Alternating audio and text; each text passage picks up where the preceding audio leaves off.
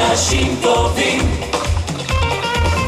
אנשים טובים מאוד, אנשים טובים, אנשים טובים מאוד,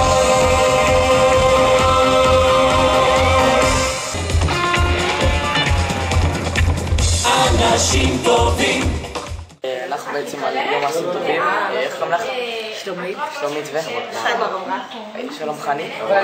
בעצם אתם פה כי אתם מתנדבות כל השנה, והיום בעצם באנו לעזור לכם להתנדב בשבילכם.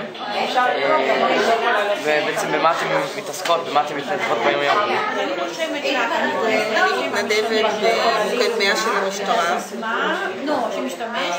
כ4 שעות בשבוע, ואני מתנדבת בבית ספר הבונים בסיוע בכיתה ג'2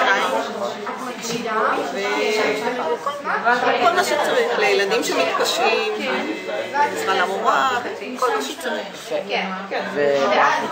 אני מתנדבת בביטוח לאומי, אני מתנדבת קודם כל באוכלוסייה המבוגרת. ביטוח לאומי בביקורי בית אצל אנשים קשישים. ומה בעצם אתם חושבים על מה שלמדתם היום? נהדר, עוזר לנו, יוצא מן הכלל, והרצון שלכם פשוט מדהים. הרצון והידע. הידע אין מה להגיד. והמאמנות. טוב, תודה רבה.